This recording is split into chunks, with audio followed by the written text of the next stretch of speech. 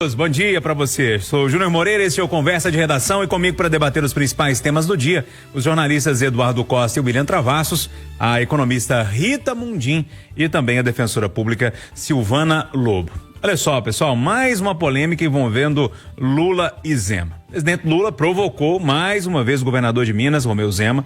Os dois cumpriram agendas em comum nessa terça em Betim e também em Ouro Branco. Zema, que discursou antes, voltou a dizer que assumiu a gestão em 2019 com o estado falido e com grandes dificuldades, inclusive citando o ex-governador Fernando Pimentel. Em resposta à provocação, Lula disse que pode olhar na cara de Zema e afirmar que o chefe do executivo que mais investiu em Minas Gerais e desafiou o governador a comparar os números com a gestão do ex-presidente Jair Bolsonaro. Eduardo, mais uma treta aí, todo mundo de olho em 2026. Bom dia. Bom dia para todos. Ô Júnior, na briga do Zema com o Lula, eu fico com o Tarcísio. Vou tentar explicar. Tudo que o Zema falou e vem falando do PT e do Lula, tá certo, é verdade. O PT deixou o estado de Minas Gerais quebrado. E se você conversar com um petista do naipe de Rogério Correia, de Reginaldo, esses históricos, eles vão dizer isso, que eles não têm expectativa de ganhar a eleição tão cedo, pelo estrago. Gente, o Pimentel não conseguiu depois ganhar a eleição para deputado. Então, tudo que o Zema fala é verdade. Pegou o estado quebrado, etc e tal. O diacho, Júnior, é que enquanto chefe do executivo, e sobretudo numa recepção ao presidente, quando você tem que ser um anfitrião educado e tal, isso é uma perda de tempo e de energia. O Tarcísio, governador de São Paulo, é grato ao Bolsonaro, é aliado do Bolsonaro, não nega isso, mas trata o Lula bem. Quando vamos para essa questão da grana, o presidente fala assim, eu investi 140 bilhões em Minas. Ô Júnior, eu escuto isso desde que eu comecei na reportagem, há meio século. O dinheiro chegar eu não vejo. Mas anúncio? Porque você está mal informado, porque eu sei o que. Tá bom, então eu pergunto ao ouvinte da Itatiaia, não é eu que estou filmando, eu estou perguntando. Qual é a última obra que o senhor se lembra? Qual é o último investimento real do governo federal em Minas Gerais ou em Belo Horizonte que o senhor se lembra? Nós fizemos exercício ali na redação, eu, Júnior e o Matheus Castanha. Só dá para lembrar um dinheiro esse está no caixa, que é do metrô. 2 bilhões e 800 milhões, que está fazendo essa extensão.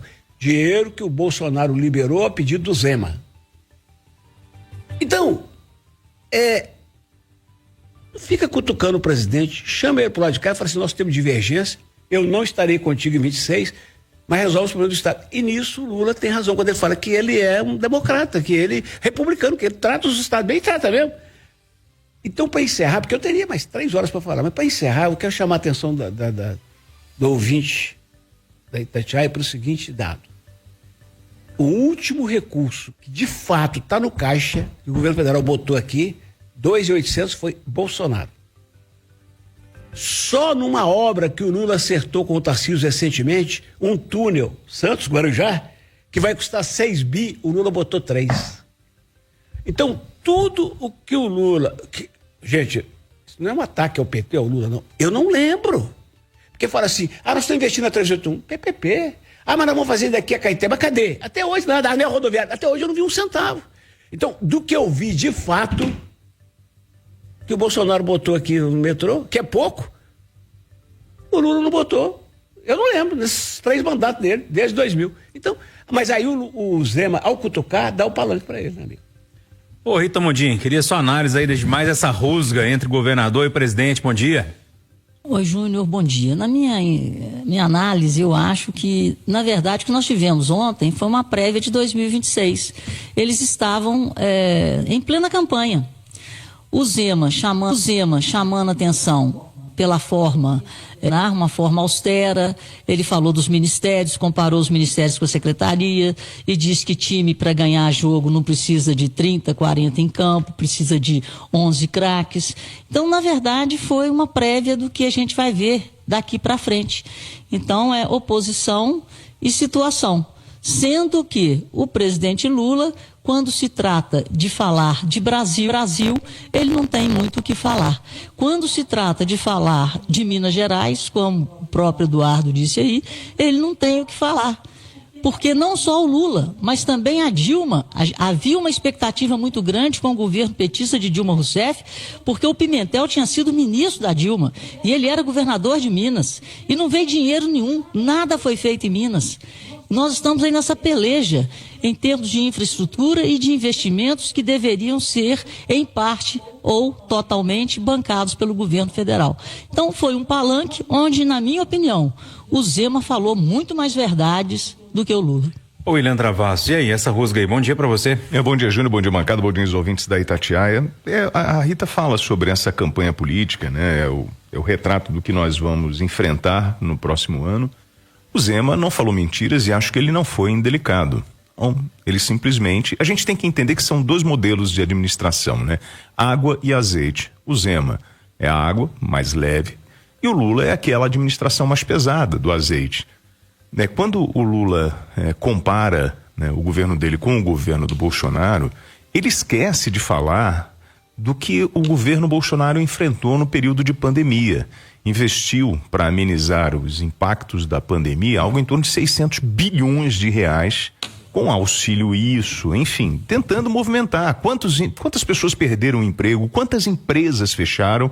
Então, assim, é muito surreal, e aí ele busca o Aécio, né, dizendo, olha, no momento do Aécio, a situação é outra, completamente diferente. Eu acho que vocês podem falar melhor sobre a administração do Aécio e tudo que aconteceu naquele período, mas vejo um grande equívoco do presidente Lula tentar bater nessa tecla, dizendo que ele é o presidente que mais ajuda Minas Gerais. Hoje, no momento, isso não é verdade, e não dá para comparar um governo que enfrentou a maior crise humanitária do planeta com um que está estimulando cada vez mais o consumo, que tem outra metodologia, é outra história. Então, assim, eu só fico triste porque no fundo, o tema principal era aquele centro tecnológico, sabe? E o foco tem que estar ali, no crescimento do Estado, no investimento do Estado. E no fundo a turma está usando para política, para tentar emplacar uma narrativa ou outra. Mas se a gente for pegar o Zema e a forma com que ele está administrando, ele realmente conseguiu tirar o Estado de uma situação muito crítica, onde nem os funcionários recebiam salário. Mas ele... Ô Júnior, eu tenho um minutinho. Por favor.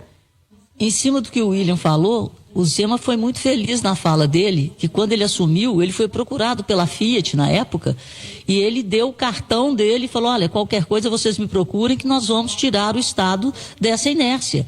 E olha o que a Stellantis é hoje. Então, quem falou verdade ontem foi o senhor Romeu Zema. O Zema é isso tudo, mas, Júnior, o Zema precisa lembrar que a maior providência para Minas continuar funcionando foi uma ação do presidente da Assembleia com o presidente do Senado, Tadeuzinho e Rodrigo, e que o Lula adotou. Senão quebrava Minas. E aí, Silvana Lobo, bom dia pra você. Bom dia, Júnior, bom dia a todos. Briga de cachorro grande, hein? Você vai meter a colher no meio dessa história ou não? Muito prestigiado por tudo que foi dito. Só tem uma coisa pra gente relembrar aqui. Que bom que o Zema foi dessa vez. Porque em várias outras vezes ele não apareceu. Então, eu quero que ele apareça para mostrar essa excelência da governança dele aqui no estado de Minas Gerais. E aí, Júnior, aproveitando, lembrar de uma outra coisa. E na época que eu estava ainda na batalha, na trincheira da defesa, eu sempre sabia que a última palavra era minha. Então, quando a gente fala e sabe que vai ter alguém que vai falar depois da gente, a gente tem que ver que quando a última palavra não é da gente, às vezes vale a pena pisar num freio pra gente não tomar paulada sem ter oportunidade de responder.